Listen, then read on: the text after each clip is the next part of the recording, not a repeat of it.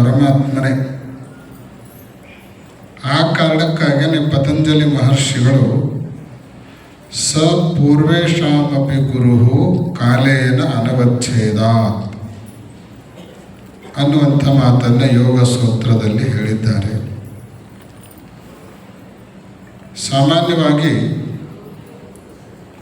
ಪ್ರತಿಯೊಬ್ಬ ಗುರು ತಾನು ಗುರು ಆಗೋದಕ್ಕಿಂತ ಮೊದಲು ಯಾರಿಗಾದರೂ ಶಿಷ್ಯ ಆಗಿರ್ತಾನೆ. ಶಿಷ್ಯ ಆದಮೇಲೆ ಗುರುತ್ವ ಅವನಿಗೆ ಪ್ರಾಪ್ತಿಯಾಗ್ತದೆ.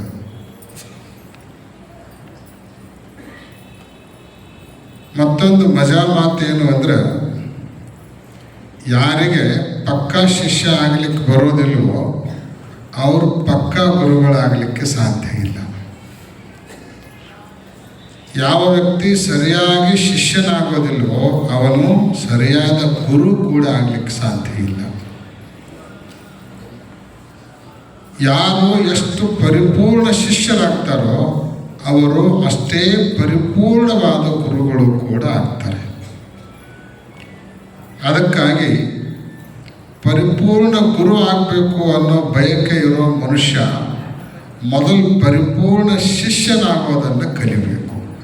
ಪರಿಪೂರ್ಣ ಶಿಷ್ಯನಾಗೋದನ್ನು ಕಲಿಬೇಕು. ಅಂತೂ ಗುರು ಆಗೋದಕ್ಕಿಂತ ಪೂರ್ವದಲ್ಲಿ ಎಲ್ಲರೂ ಕೂಡ ಶಿಷ್ಯರಾಗಿ ಗುರುಗಳಾಗುವ ಪದ್ಧತಿಯನ್ನು ನಾವು ನೋಡ್ಕೊಂಡು ಬಂದೀವಿ. ಅನೇಕ ಅವತಾರಿ ಪುರುಷರು ಕೂಡ ತಾವು ದೈವಿ ಅವತಾರ ಅನ್ನೋದನ್ನು ಬಿಂಬಿಸಿಕೊಳ್ಳೋದಕ್ಕಿಂತ ಮೊದಲು ಒಬ್ಬ ಗುರುಗಳ ಬಳಿಗೆ ಹೋಗಿ ಅವಶ್ಯಕವಿರುವ ಜ್ಞಾನವನ್ನು ಅವರಿಂದ ಪಡ್ಕೊಂಡು ಆಮೇಲೆ ತಾವು ದೈವಾಂಶ ಸಂಭೂತರು ಅನ್ನುವ ಕಾರ್ಯಗಳನ್ನು, ಹೊಗಳಿಕೆಯನ್ನು, ಹೆಗ್ಗಳಿಕೆಯನ್ನು ಪಡೆದುಕೊಂಡಿರುವಂತಹದ್ದನ್ನು ನಾವು ಗಮನಿಸ್ತೀವಿ. ರಾಮ ಆಗಿರಬಹುದು, ಕೃಷ್ಣ ಆಗಿರಬಹುದು, ಬೇರೆ ಬೇರೆ ಯಾವುದೇ ಅವತಾರಗಳಾಗಿರಬಹುದು, ಗುರುವಿನ ಬಳಿಗೆ ಹೋಗಿ ಶಿಷ್ಯತ್ವವನ್ನು ಸ್ವೀಕಾರ ಮಾಡಿ ಆಮೇಲೆ ಅವರು ದೇವರಾಗಿರುವಂತಹದ್ದನ್ನು, ದೇವರ ಅವತಾರ ಆಗಿರುವಂತಹದ್ದನ್ನು ನಾವು ಗಮನಿಸಬಹುದು. ಆ ಹಿನ್ನೆಲೆಯಲ್ಲಿ ಗುರುತ್ವದ ಮೊದಲು ಶಿಷ್ಯತ್ವ ಬೇಕು, ಶಿಷ್ಯತ್ವದ ನಂತರ ಗುರುತ್ವ ಪ್ರಾಪ್ತಿಯಾಗ್ತದೆ. ಆದರೆ ಈ ಪ್ರಪಂಚದೊಳಗೆ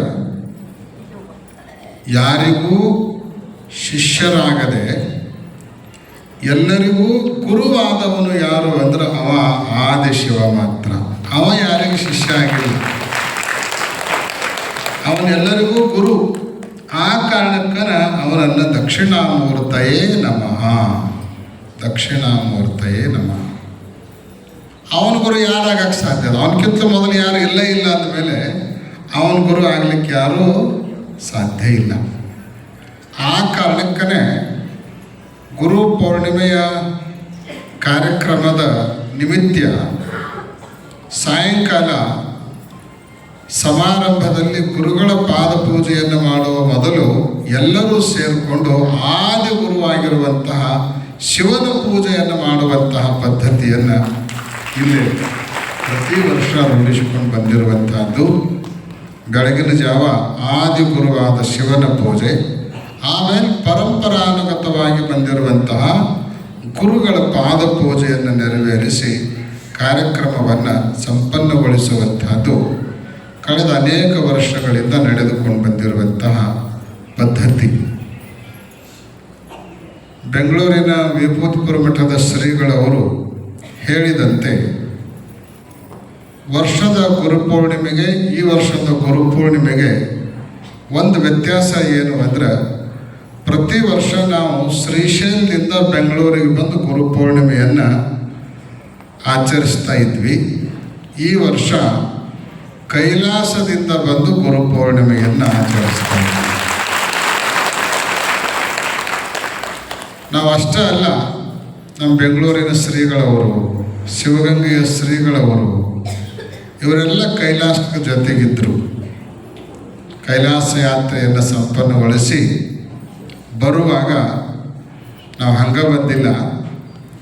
ನಮ್ಮ ಬೆಂಗಳೂರಿನ ಜನರಿಗೂ ಕೂಡ ಕೈಲಾಸದ ಶಿವನ ಪಾದ ತೀರ್ಥದ ರೂಪದಲ್ಲಿರುವಂತಹ ಮಾನಸ ಸರೋವರದ ತೀರ್ಥವನ್ನು ತೆಗೆದುಕೊಂಡು ಬಂದು ಪಾದೋದಕದ ಜೊತೆಗೆ ಅದನ್ನು ಮಿಶ್ರಣ ಮಾಡಿ ಇವತ್ತು ಪಾದೋದಕವನ್ನು ಮಾನಸ ಸರೋವರದ ತೀರ್ಥದೊಂದಿಗೆ ಎಲ್ಲರಿಗೂ ದಯಪಾಲಿಸುವಂತಹ ಒಂದು ಯೋಚನೆಯನ್ನು ಇಟ್ಟುಕೊಂಡು ಈಗಾಗಲೇ ಮಾನಸ ಸರೋವರದ ತೀರ್ಥವನ್ನು ತಂದು ಪಾದೋದಕದಲ್ಲಿ ಮಿಶ್ರಣ ಮಾಡಿ ಆಗಿದೆ. ಕೊಡೋದು ಮಾತ್ರ ಬಾಕಿ ಅದ. ಆ ಕಾರಣಕ್ಕೆ ಇರಬೇಕು. ಬಹುಶಃ ಸಾಯಂಕಾಲ ಪೂರ್ಣ ತುಂಬುತ್ತಾ ಇರುವಂಥ ಈ ಮಂಟಪ ಇವತ್ತು ಬೆಳಗಿನ ಜಾವನ ತುಂಬಿಬಿಟ್ಟದ.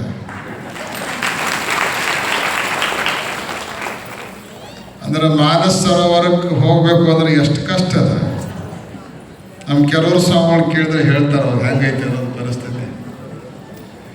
ಸುಲಭವಾಗಿ ಇಲ್ಲೇ ತೀರ್ಥ ಕೈಗೆ ಸಿಗ್ತದ ಅಂದ್ರೆ ಮತ್ತು ಈ ಅವಕಾಶ ಯಾಕೆ ಕಳ್ಕೋಬೇಕು ಅಂತ ಹೇಳಿ ಎಲ್ಲರೂ ಇವತ್ತು ಬಹಳಷ್ಟು ಭಕ್ತಿಯಿಂದ ಪೂಜೆಯಲ್ಲಿ ಪಾಲ್ಗೊಂಡು ಪಾದೋದಕವನ್ನು ಸ್ವೀಕರಿಸಲಿಕ್ಕೆ ನಾವೆಲ್ಲ ಬಂದವರಾಗಿದ್ದೀರಿ.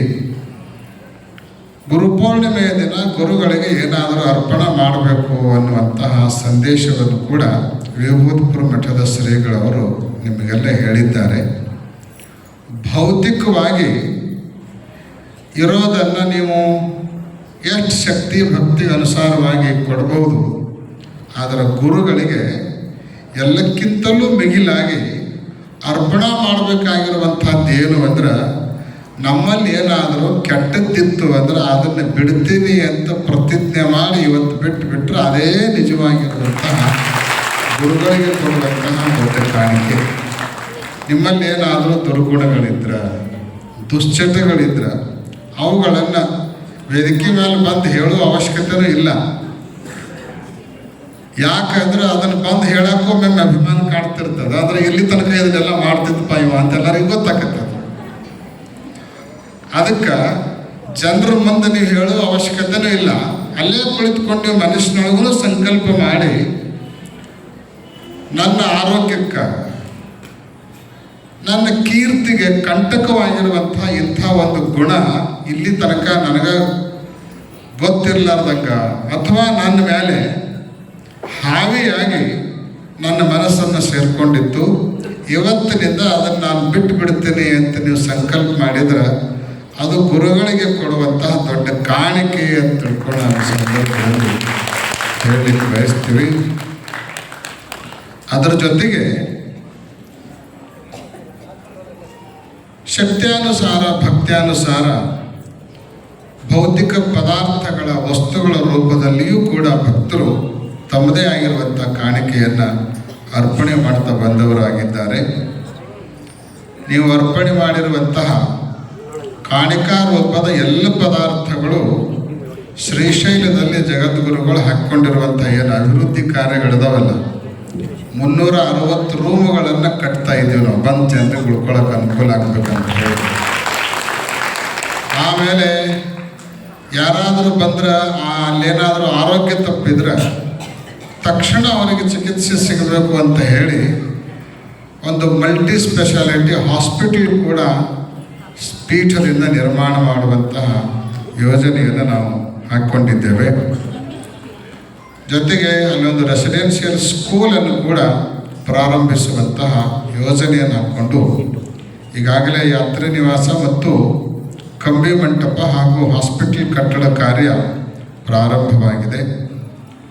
ನೀವು ಅರ್ಪಿಸುವಂತಹ ಕಾಣಿಕೆಯ ಪ್ರತಿಯೊಂದು ಕಣನೂ ಕೂಡ ಪ್ರತಿಯೊಂದು ದ್ರವ್ಯನೂ ಕೂಡ ಅದು ನೇರವಾಗಿ ಅಲ್ಲಿಯ ಅಭಿವೃದ್ಧಿ ಕಾರ್ಯಕ್ಕೇ ವಿನಿಯೋಗ ಆಗುತ್ತೆ ಅನ್ನುವಂಥದ್ದನ್ನು ತಮ್ಮೆಲ್ಲರ ಗಮನಕ್ಕೆ ತೆಗೆದುಕೊಂಡು ಬಂದು ಅನೇಕ ಭಕ್ತರು ಅನೇಕ ವಸ್ತುಗಳ ರೂಪದಲ್ಲಿಯೂ ಕೂಡ ಕಾಣಿಕೆಯನ್ನು ಕೊಡ್ತಾ ಇದ್ದಾರೆ. ಇವತ್ತು ಈಗಾಗಲೇ ನೋಡಿದಂತೆ ನಮ್ಮ ಶಕ್ತಿನಗರದ ಸಿದ್ದನಗೌಡರ ಸುಪುತ್ರರು ರಾಹುಲ್ ಅಂತ ಇಲ್ಲೇ ಇರ್ತಾನೆ, ಪೀಠದ ಪರಮ ಭಕ್ತರವರು. ಶ್ರಾವಣದಾಗ ಯುಗಾದಿಯೊಳಗೆ ಪ್ರತಿ ವರ್ಷ ಶ್ರೀಶೈಲಕ್ಕೆ ಬಂದು ದೇವರ ದರ್ಶನ, ಗುರುಗಳ ದರ್ಶನ, ಪೂಜೆ ಪುನಸ್ಕಾರಗಳಲ್ಲಿ ಪಾಲ್ಗೊಳ್ಳುವಂಥ ಪರಿಪಾಠ. ಅಲ್ಲಿ ಕಟ್ತಾ ಇರುವಂಥ ಕಟ್ಟಡಗಳಿಗೆ ಸುಮಾರು 15 ಲಕ್ಷ ರೂಪಾಯಿಗಳ ಒಂದು ರೂಮನ್ನು ಕಟ್ಟಿಕೊಡ್ಲಿಕ್ಕೆ ಅವರು ವಾಗ್ದಾನವನ್ನು ಮಾಡಿ ಮೊದಲನೇ ಕಂತಿನ ಹಣವನ್ನು ಕೂಡ ನೀಡೋದಲ್ಲದೆ ಇವತ್ತೊಂದು ಬೆಲೆ ಬಾಳುವಂತಹ ಮೊಬೈಲ್ ಸೆಟ್ಟನ್ನು ಕೂಡ ಜಗದ್ಗುರುಗಳು ಅವರಿಗೆ ಅರ್ಪಣೆ ಮಾಡಿದ್ದಾರೆ.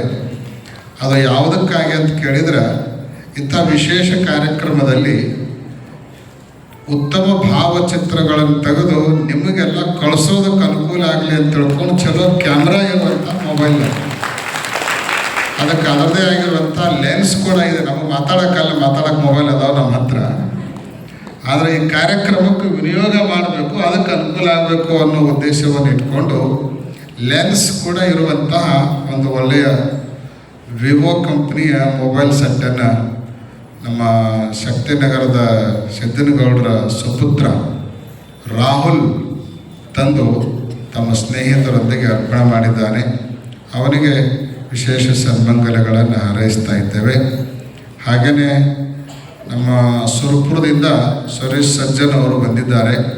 ಗಾಣಿಗ ಸಮಾಜದ ರಾಷ್ಟ್ರೀಯ ಅಧ್ಯಕ್ಷರವರು, ಇತ್ತೀಚೆಗೆ ಪದೋನ್ನತಿಯನ್ನು ಹೊಂದಿರುವಂಥವರು. ಅವರು ಮಲ್ಲಯ್ಯನ ಪರಮ ಭಕ್ತರು. ಅವ್ರ ತಾಯಿಯವರಂತೂ ಶ್ರೀಶೈಲ ಜಗದ್ಗುರುಗಳಂದ್ರೆ ಪಂಚಪ್ರಾಣ. ಎಲ್ಲರ ವೇದಿಕೆ ಮೇಲೆ ಎಲ್ಲರ ಕಾರ್ಯಕ್ರಮದಾಗ ನಾವು ಇದ್ದದ್ದು ಕಂಡ್ವಿ ಅವ್ರಿಗೇನು ಅನ್ನಿಸ್ತಿತ್ತೋ ಏನೋ, ತಮ್ಮ ಮೈ ಮೇಲಿರೋ ಬಂಗಾರ ತಂದು ಕೊಟ್ಬಿಡ್ತಿದ್ರು ಸೀದಾ ಅಂಥ ದೊಡ್ಡ. ಒಂದ್ಸರಿ ನಾವು ವೇದಿಕೆ ಮೇಲೆ ಇರೋ ಗುಲ್ಬರ್ಗ ಇರೋದು ಗೊತ್ತಕ್ಕೆ ಕಾರ್ಯಕ್ರಮದ ಯಾರಂತ ಗೊತ್ತಿಲ್ಲ, ಏನಂತ ಗೊತ್ತಿಲ್ಲ, ಹೆಸರಿಲ್ಲ, ಅನೌನ್ಸ್ಮೆಂಟ್ ಇಲ್ಲ. ಸೀದಾ ದಡ ಬಂದು ಕೈಯಾಗ ಉಂಗುರ ಹಾಕಿ ನಮಸ್ಕಾರ ಮಾಡಿ ಹೋಗಿಬಿಟ್ಲ. ಪರಿಚಯ ಇದ್ದಿಲ್ಲ ನಮ್ಗೆ. ಆಮೇಲೆ ಯಾರಿವರು ಎಂತು ಅಂತ ಕೇಳಿದ ಮೇಲೆ ಗೊತ್ತಾಗಿದ್ದು ನಮ್ಗೆ. ಅಷ್ಟು ಭಕ್ತಿ. ಕೆಲವು ತಿಂಗಳುಗಳ ಹಿಂದನೇ ಅವರು ಶಿವಾಧೀನರಾದರು. ಇವತ್ತು ಅವ್ರ ಹೆಸರಿನಿಂದ ನಮ್ಮ ಸುರೇಶ್ ಸಜ್ಜನ್ ಅವರು ಕೂಡ 15 ಲಕ್ಷ ರೂಪಾಯಿಗಳ ಒಂದು ಶೂಟ್ ರೂಮನ್ನು ಕಟ್ಟಿಕೊಡಲಿಕ್ಕೆ ಶ್ರೀಶೈಲದಲ್ಲಿ ವಾಗ್ದಾನವನ್ನು ಮಾಡಿದ್ದಾರೆ. ಅವರು ಇವತ್ತು ವೇದಿಕೆಗೆ ಆಗಮಿಸಿ ಗುರುಪೂರ್ಣಿಮೆಯ ಆಶೀರ್ವಾದವನ್ನು ಪಡೆದುಕೊಂಡವರಾಗಿದ್ದಾರೆ. ನಮ್ಮ ವಿದ್ಯಾಸಂಸ್ಥೆಯ ಎಲ್ಲ ಪದಾಧಿಕಾರಿಗಳು ಕೂಡ